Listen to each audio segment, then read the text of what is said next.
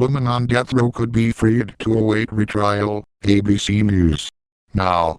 August jobs report. Remote control helicopter. Hitler bodyguard. Katy Perry. Aaron Hernandez. Robin Thicke. Good Morning America. World News. Nightline. 20/20.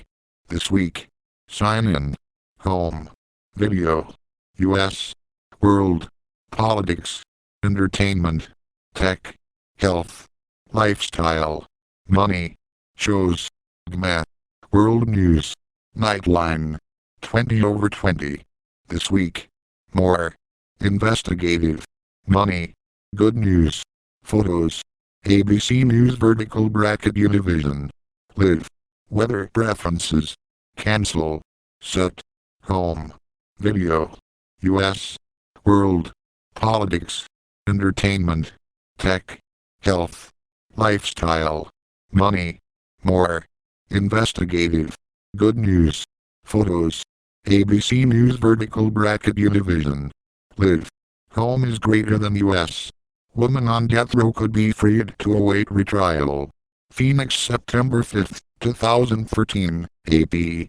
By Paul Davenport and Bob Christie, Associated Press.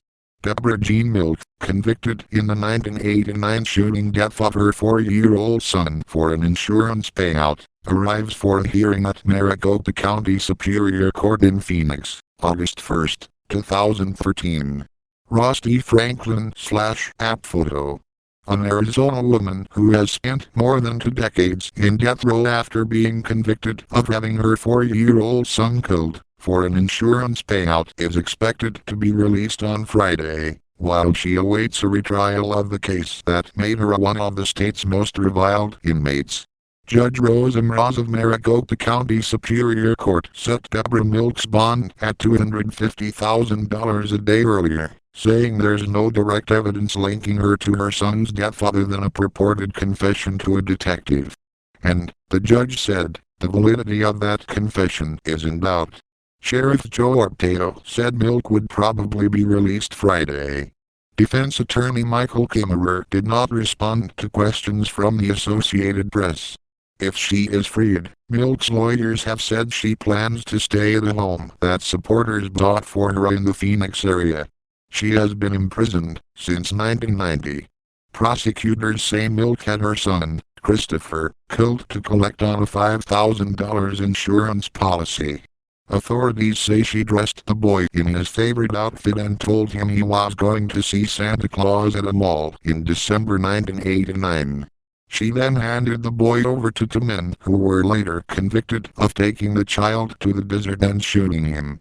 Her pending freedom, at least for now, comes 6 months after a federal appeals court overturned Milk's conviction, ruling that the prosecution should have disclosed information about the truthfulness of the now-retired detective who testified that Milk confessed.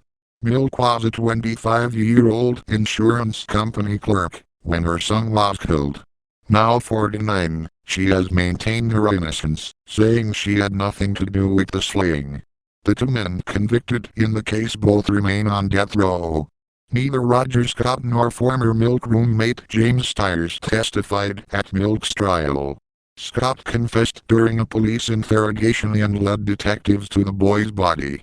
Maricopa County prosecutors are still seeking the death penalty against Milk at her retrial, tentatively for September 30th, and her alleged confession is at the heart of the case against her. Police Detective Armando Saldit Jr. testified at Milk's trial that she confessed to him in a closed interrogation room. But Saldit's honesty was called into question during Milk's appeals. The 9th U.S. Circuit Court of Appeals concluded in March that prosecutors' failure to turn over evidence related to Saldit's credibility deprived Milk's attorneys of the chance to question his truthfulness before jurors. No civilized system of justice should have to depend on such flimsy evidence, quite possibly tainted by dishonesty or overzealousness, to decide whether to take someone's life or liberty, Chief Judge Alex Kaczynski wrote for the court.